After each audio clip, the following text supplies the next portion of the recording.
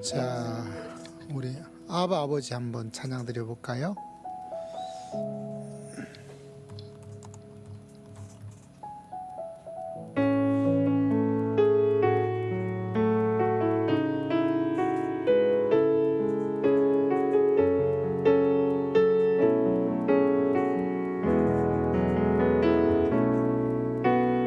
아바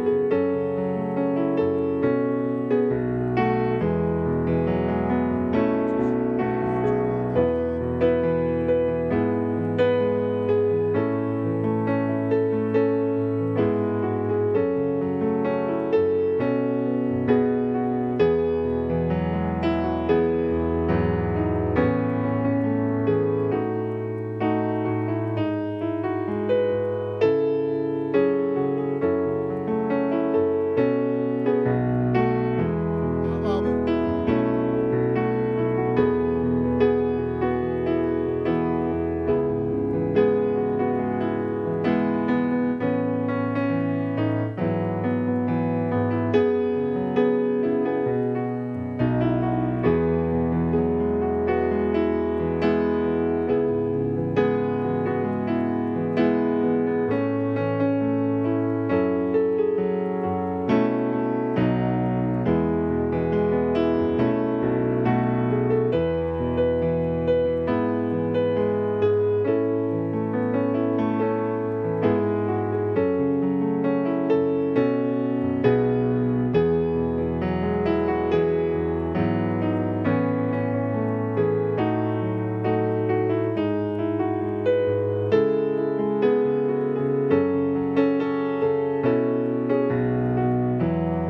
할렐루야.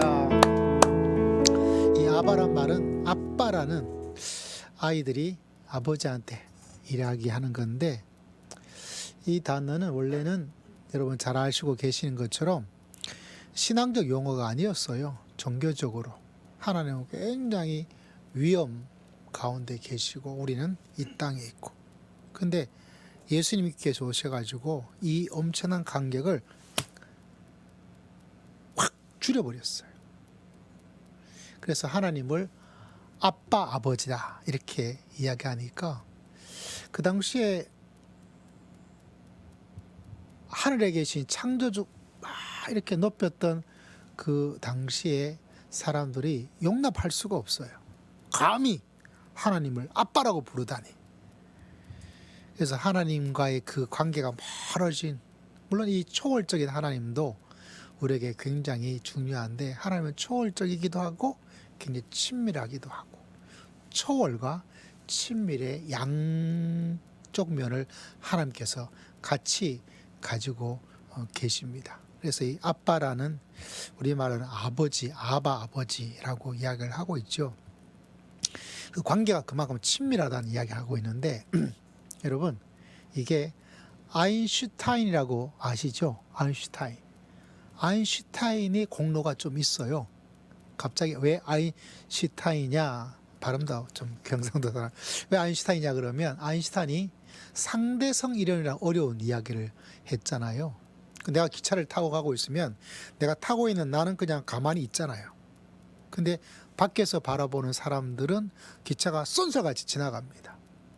그러면 내가 가만히 있을까요? 빨리 갈까요? 상대적이란 관계적이란 거죠. 내가 기차를 타고 있으면 가만히 있는 것으로 생각하고, 그러나 관계적으로 저 밖에 있는 사람들한테는 굉장히 빠르게 막 지나가고, 그래서 이 두 가지가 가만히 있지만 움직이고 움직이지만 가만히 있고, 그래서 모든 것은 상대적이고 모든 것은 관계적이다, 이런 이야기가 과학과 그 문화 속에서 이렇게 20세기에는 이렇게 스며들기를 시작했대요. 그래가지고 하나님도 관계가 어떠냐에 따라 달라지는구나. 그래서 예전에는 막 초월적인 그 하나님 이런 이야기를 많이 하고 있다가 아인슈타인 상대성 이론, 생각 속에 하나님은 그런 분이기도 하지만 관계가 굉장히 친밀해지기도 하는구나, 뭐 이런 것들이 이렇게 사람들 마음속에 이렇게 흐름에 세계 유행적으로 이렇게 많이 만들어졌다고 해요. 그래서 그 아빠라고 했던 예수님의 그 친밀한 하나님, 그것이 굉장히 우리와 이렇게 하나가 되어지고 굉장히 가까워지는 그런 하나님에 대한 마음과 신앙이 막 발달하고 발전되어지고 흘러가기를 시작했어요. 그래서 하나님께서 저 멀리 계시기도 하시지만 바로 우리와 함께 하시고, 저 하늘 위에 계시기도 하지만 이 땅에도 나와 함께 하시는구나. 그래서 나와 함께 하시는 하나님, 나와 동행하시는 하나님, 나의 고통을 함께 고통스러워 하시는 하나님, 내가 눈물 흘릴 때 하나님도 같이 눈물을 흘리시는 하나님, 내가 속상할 때 함께 속상해 하시는 하나님, 뭐 이런 하나님으로 이렇게 많이 사람들이 생각하고 그 속에 힘을 얻고 그 속에 마음을 하나님께 토해내고 이러면서 신앙의 길을 걸어가는 그런 흐름들이 많이 있어요. 그래서 우리가 요사이 성령 이야기를 하면서 하나님의 음성을 듣는다.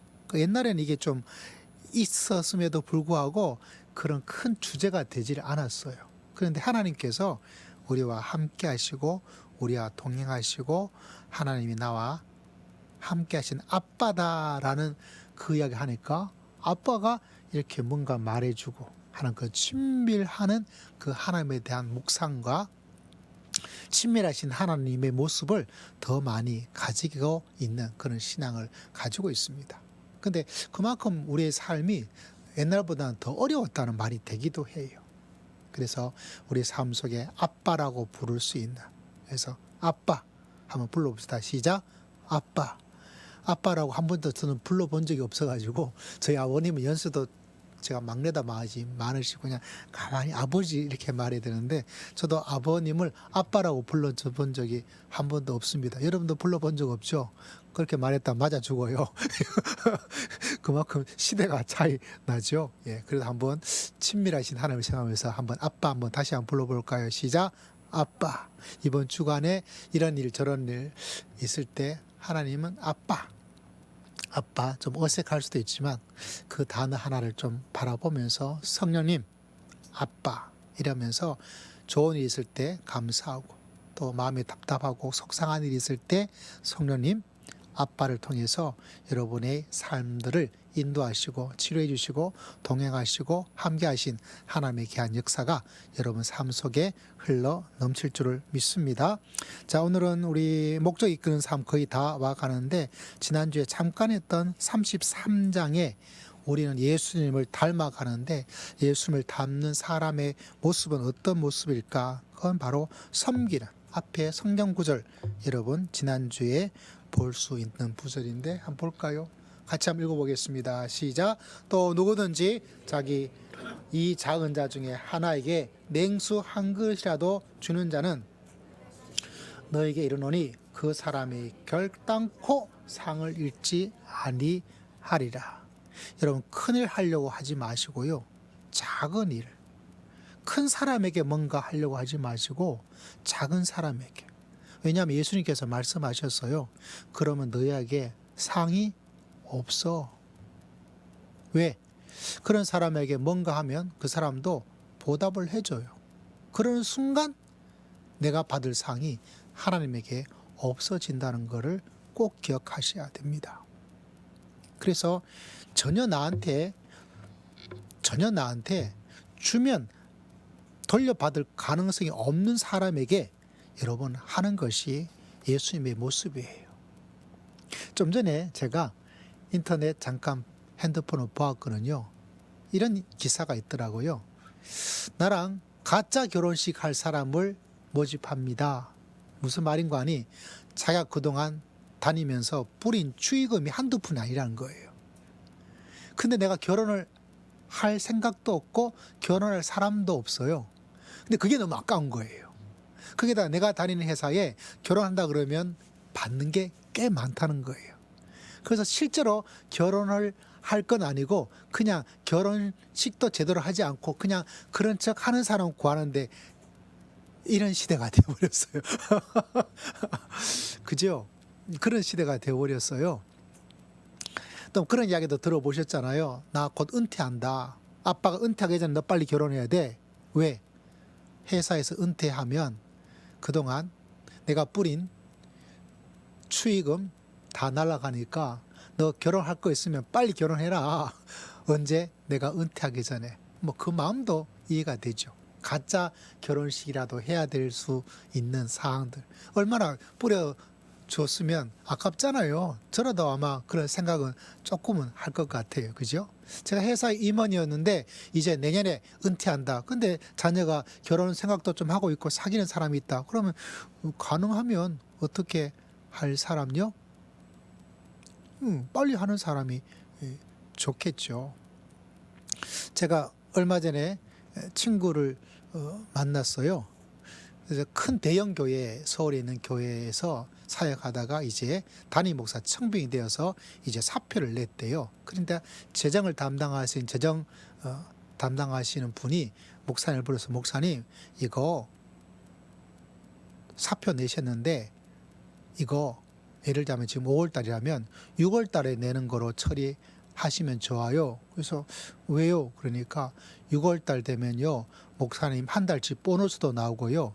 그리고 그에 관련돼서 퇴직금 정산도 차이가 나요. 그러니까 지금 내셨는데 지금 이거 내지 마시고 한 달 뒤에 내셔가지고 한 달 뒤에 하는 거로 그렇게 처리하시면 목사님한테 엄청 이득이 됩니다. 그러니까 돈도 하고 하니까 뭐 6월 달에 내는 거나 6월 달에 목사님 내는 거나 무슨 차이가 있겠어요. 그러니까 5월 달에 내는 거로 처리하지 마시고 6월 달에 이렇게 처리하는 거로 할게요. 목사님 그래도 되죠? 라고 했대요. 어떻게 하면 좋을까요? 성경 자매는 어떻게 하면 좋을까요?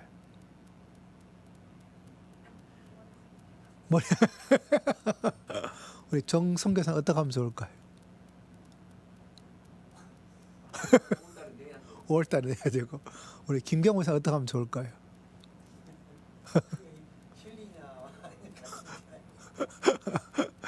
실제로는 그 집사님은 마음이 그래도 가능한 목사님 좀 잘 챙겨 드리려고 했던 것 같아요. 그죠?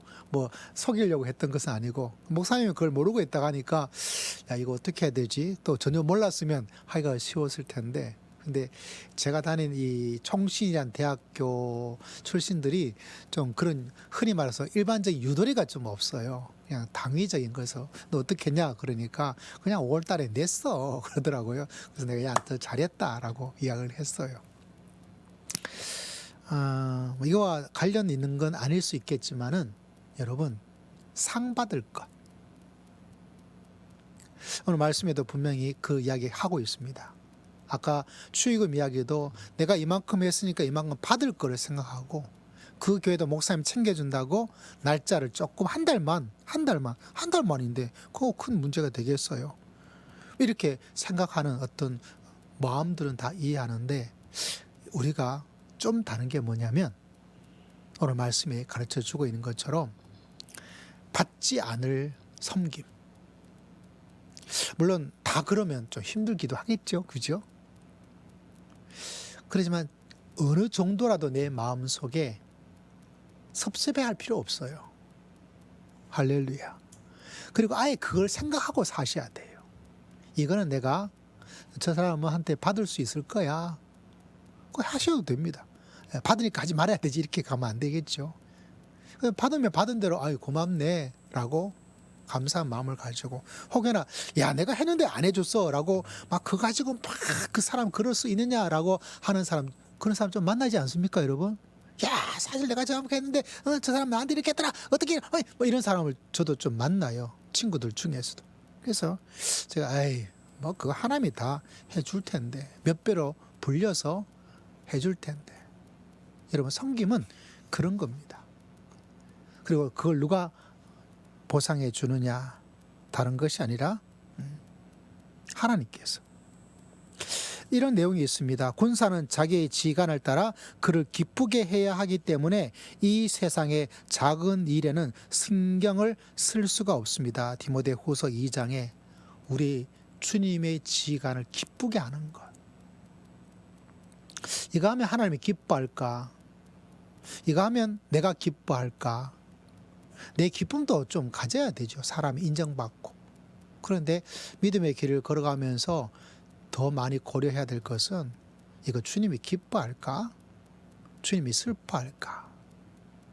이거 하면 우리 엄마 아빠가 좋아할까? 아버지가 싫어할까? 이제 철 들면 그런 생각을 합니다. 그죠? 그 신앙에 철이 들면 이거 하면 하나님이 좋아하실까? 나중에 하나님께서 나에게 너 잘했다, 너무 고맙다. 아무도 나서는 사람 없었는데 네가 앞에 나서서 수고해주고 섬겨주고 헌신한 거 내가 다 기억해 두어서 그거 내가 갚아줄 거야. 할 수 있는 섬김의 모습. 이거 누구만 할 수 있어요? 예수 믿는 사람들만 할 수가 있습니다.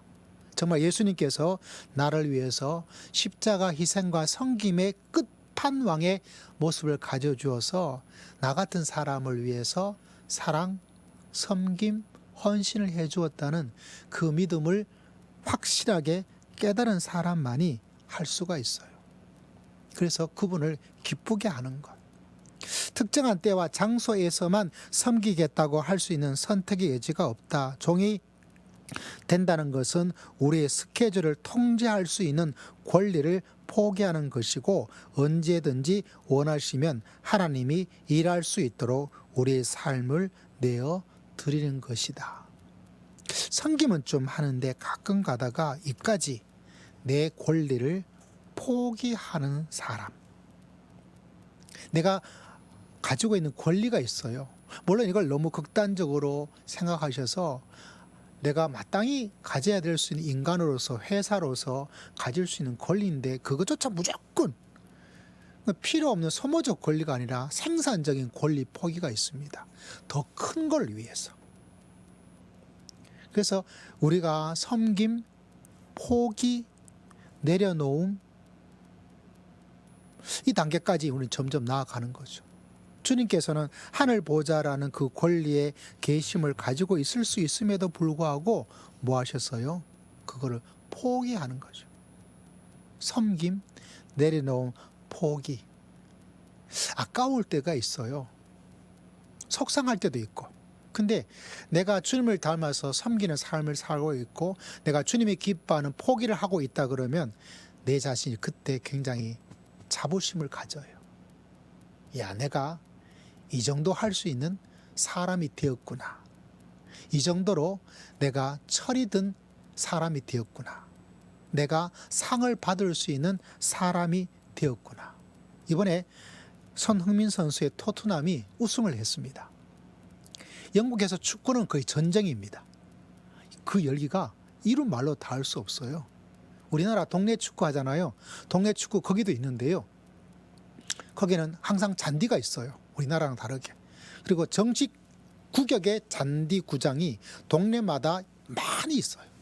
수요일, 토요일마다 일요일은 제가 예배 때문에 가보지 적이 없고, 토요일 같은 데 가보면 공 차는 소리가요, 뻥뻥 하는데, 와, 거의 준프로의 선수들이 해요. 실업 선수처럼. 그리고 거기에 항상 앰뷸런스가 대기하고 있어요. 동네 축구인데도. 왜? 꼭 한 선수는 다리 부러져요. 그러니까 이 동네 축구가 아니라요, 살벌합니다. 그리고 그 실력이 어릴 때부터 그 리그에 있어서 자기 포지션이 있어요. 처음부터 테스트를 어느 정도 하고 나서 나 풀백이면 풀백을 계속해서 어릴 때부터 해요. 그리고 골키퍼다 그러면 돌아가면서 골키퍼하는 게 아니라 골키퍼는 계속 그거로 자기의 실력을 키워요. 스트라이커는 어릴 때부터 자기의 포지션 가지고 계속합니다. 그게 체계화되어 있어요. 그리고 그게 축구 경기 이런 날은 난리가 나요. 거의 완전히 그냥 전쟁터예요. 토트넘 이번에 우승했어요. 그리고 그 기간에 토트넘을 승리 못하는 팀이라고 해서 다 떠났죠. 대표적인 선수 케인도 독일로 떠났어요. 왜? 토트넘에 있어가지고는 나 우승컵 한번 못 들어. 내 커리어에 다른 건 다 있는데 우승컵 없어. 떠났어요. 근데 누가 남았어요? 손흥민 선수가 남았어요. 그리고 이번에 우승했어요. 그러니까 다들 이제 영국 방송이든가 보면 박수를 치죠. 다 떠나고 토트넘을 버렸지만 토트넘을 지키고 우승으로 이끌어서, 한 선수의 흔히 그런 말을 레전드라 그러잖아요. 그래서 진짜 레전드가 손흥민 선수다 이렇게 하는 거죠. 그동안 자기의 모든 걸 희생하고 수고하고 우승했다는 그것도 있지만 우승한 위에서 수고한 그 선수에 대한 박수가 있는 거예요. 전 그거 보면서 내 인생이 하나님을 위해서 포기하고 또 섬기고 나아가서 언젠가 거기에서 주님의 그 영광스러운 트로피를 받는 믿음의 사람이 되어야 되겠다. 그는 포기했어요. 이 세상에도 그런 사람이 있습니다. 희생한 사람이 있어요.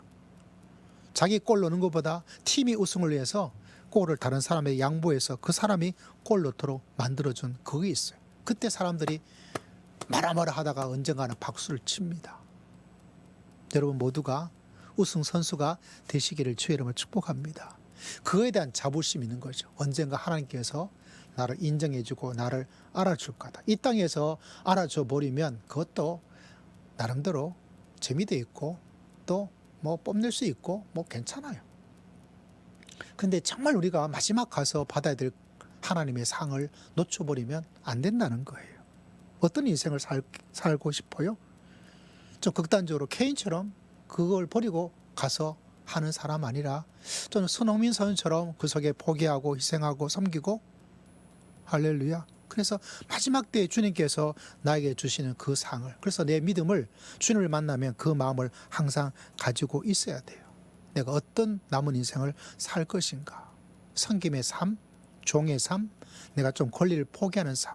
그 때문에 금방 나에게 명예도 없을 수 있고 박수도 없을 수 있고 칭찬도 없을 수 있고 인정도 없을 수 있어요. 근데 믿음의 순을 항상 높아야 되죠. 머리가 진짜 좋아야 됩니다. 지금 다 받으면 마지막 때 아무것도 없어요. 그러나 지금보다는 그 하나님의 나라를 내가 진짜 믿고 있다면 섬김과 권리를 포기하면서, 그래서 어느 곳에 가든지 내가 큰 일을 하려 하지 말고 작은 거잖아요. 저 정도는 할 수 있잖아요, 여러분. 그죠? 물 한 그릇 대접하는 거 여러분 할 수 있어요? 할 수 없어요? 할 수 있잖아요. 그런데 대부분 그 안 해요. 그 가치를 아는 사람은 그 하찮고 별것 아니지만 이것조차도 주님께서 기억하시고 이 평범한 일이 사람들에게는 얼마나 중요한 일인지 알기 때문에.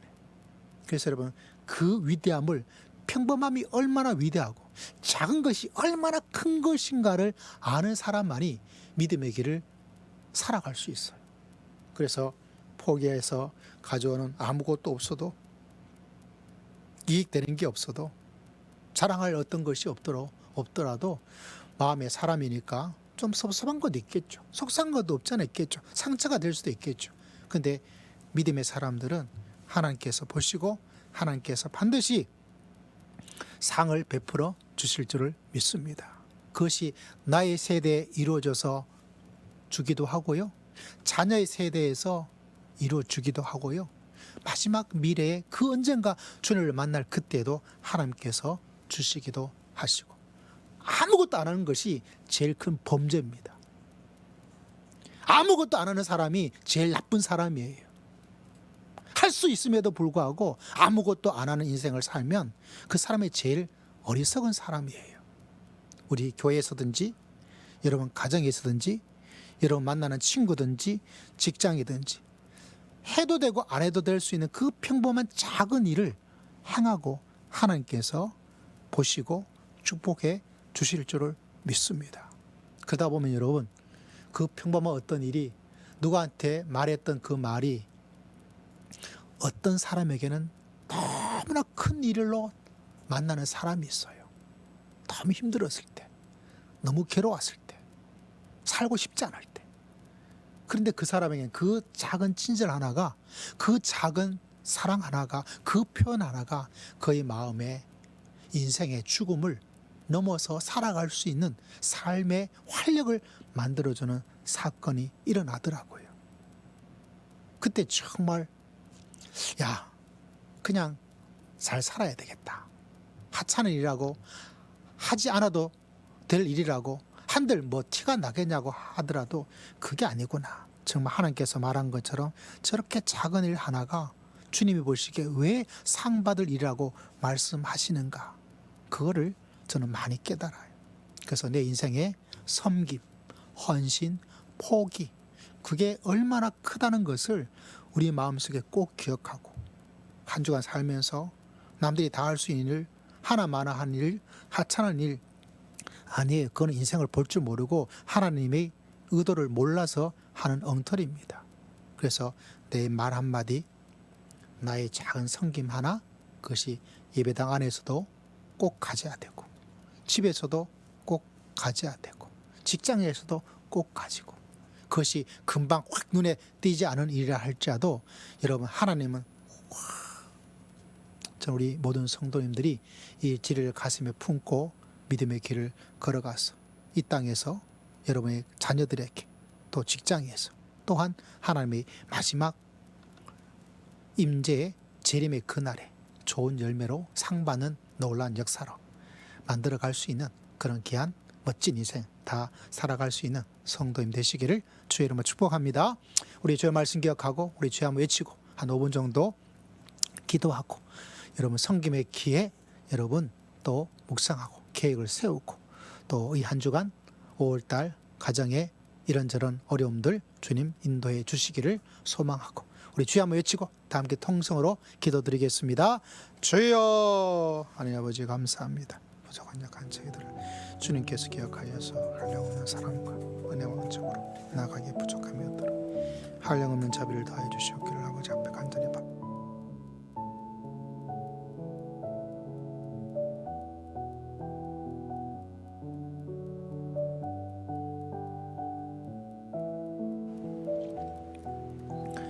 아버지